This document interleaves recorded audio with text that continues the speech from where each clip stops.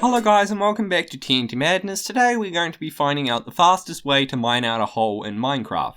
This is for when you are building a faction base from Skylimit to Bedrock, but you have chosen to build your base in the overworld. So to accomplish this, you're going to need to dig out the hole below your base. There are many ways to achieve this, as you could mine it out by hand with Efficiency 5 tools, or if you are rich enough you could use a Haze 2 beacon, and also since you're in a faction, your friends could help you out.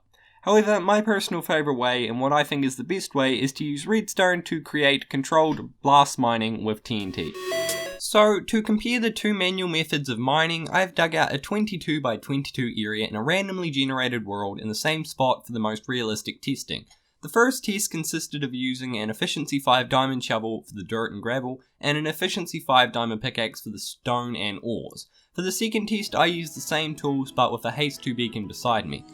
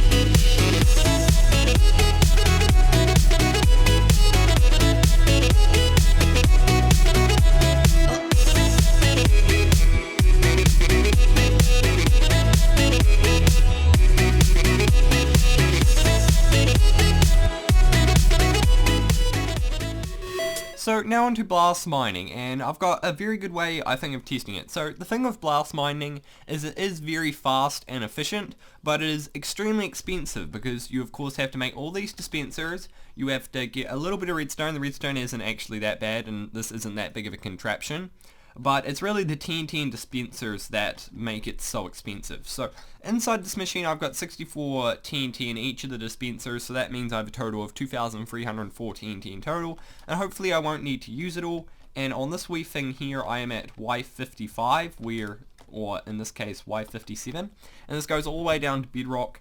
And I have this in a void world because if I was mining this in a regular world, then I would of course have down at like Y5 to Y15, I would have lava lakes and obsidian, and of course you're going to get that with regular mining, but the thing is I'm avoiding it out of this situation entirely because you're still going to have to mine it whether you use TNT blast mining or not, and it's still going to be just as annoying with TNT blast mining than is if you're regular mining it. In fact, you could say that it's even better with this because it means that there are no rocks around it to burn yourself, and that if there is a water source around, then the obsidian, lava will turn into obsidian straight away. So essentially just it can make it easier because it means that everything else is exposed and you only see the lava and the water and all that. However, it's still annoying to get rid of. So I am going to be doing a test in the real world, but for the first one I'm going to be doing it in a test world. So I have a 22 by 22 area inside here, and I have this giant glass patch down the middle just to show that's dirt and then stone, that's all it is. And we've got this obsidian and bedrock casing so it doesn't explode outside. And I have the 6x6 contraption, so it should get just about every piece of dirt, and this actual part goes one side out the spruce wood. But for our base, if let's say I was building a base here and I only wanted this area, then I would only need to go inside of here. So it does give you a lot more area than you actually need, but it is good just to have it. So anyway, what I'm going to do now is time how long this takes and see how far I actually get down, just so I can test it. That's how I'm going to test it, so that's what I'm going to do now.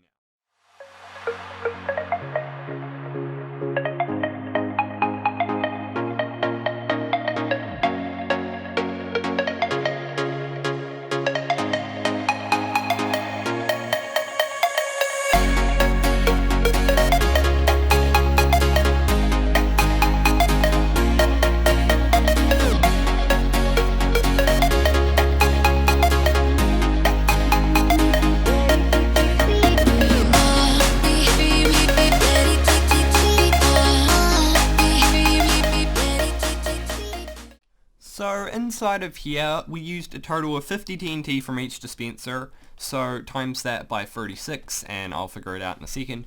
But essentially, we got the whole area. We got past the spruce easily with this, and we did it in like 4 minutes. We did the whole thing in roughly 4 minutes, so I have to check the exact time as well. But that's incredibly quick, especially considering if we're going to do the same area, instant mining, it would take like between 20 minutes and half an hour, depending on how fast you are. So the only downside of using this really over it is that you have to get the resources.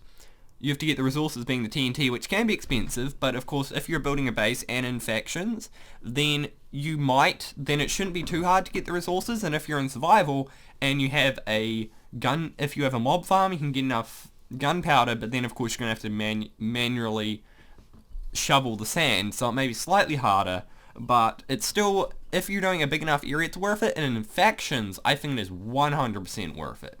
But that is just my opinion. So anyway, now we're going to test inside real world scenario, inside a randomly generated world.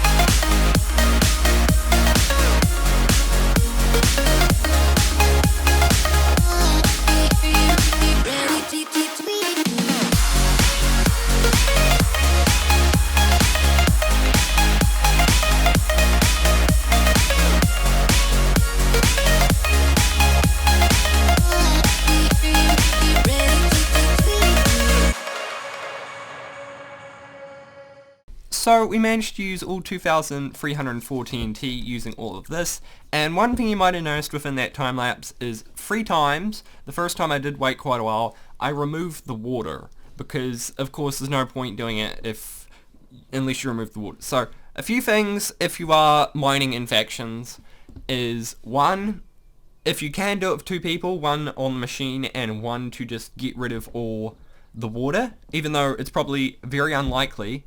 And in this case, we're lucky because we didn't involve any obsidian, and I do need to get rid of that lava lake.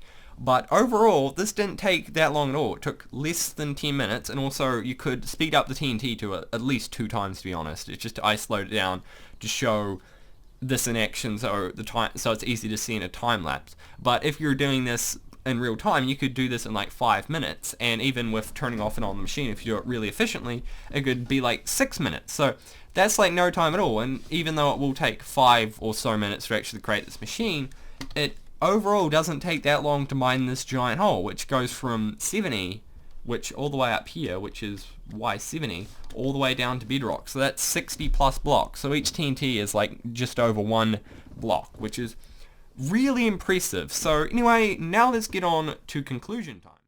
So now on to my conclusion. I have a few different conclusions, specifically one for survival and one for faction. So the one for survival is that really you're gonna want the resources. So if you need the resources, then of course go for instant mining. Don't do regular mining though. You pretty much, if you can, do instant mining. And even if you're at a stage where you can't do instant mining, then just put off that project until you can, because you'll save a huge amount of time. It's ludicrous the amount of time you'll save. So just please wait till you have instant mining.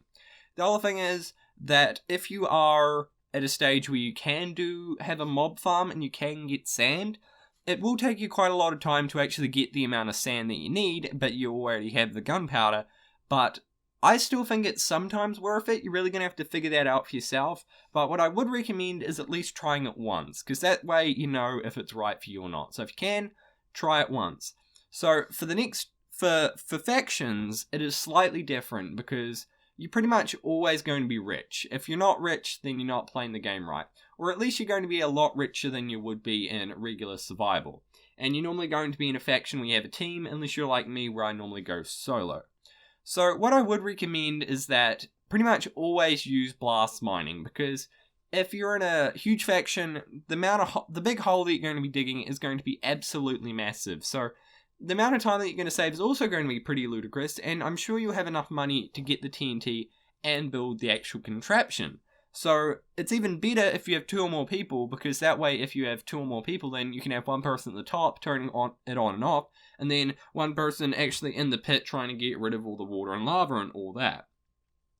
The other thing though is if you are in factions is that make sure that you are at a stage where you can actually blast mine and can afford it, because if you can't afford all the TNT, then don't build a base where you have to dig from sky limit to bedrock, because that's a very ambitious project and it will not be worth it because it will take far too long. So wait till you're at a stage where you can do that, or else there's no point doing it all. Just build your base somewhere else, more inconspicuous, do something else than that. So pretty much always use blast mining. That's my opinion. It may be different for everyone else, but I think you should at least try it, and I'm sure once people catch on, they will use it more often. So that's pretty much it. I really like blast mining, and my next video is going to be going over a bunch of different blast miner designs so you know which one to use, and it's a good reference for you in the future. So that's going to be my next video, so if you're at all interested in this, then please subscribe. That'll be out sometime next week after this video, so it shouldn't be too long. But anyway, if you, in the meantime, I've got a schematic for the 6x6 version design if you just want to have a look at it or try it out for yourself.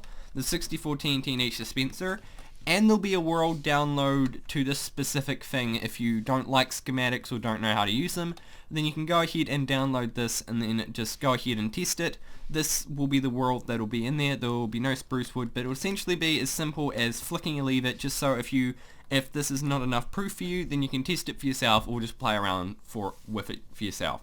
But anyway, I hope you guys did like this video. It took me quite a long while to make, actually, just because of all the testing and how much time I actually thought it'd be worth to put in the quality. But anyway, I hope you guys did enjoy this video, and goodbye from TNT Madness.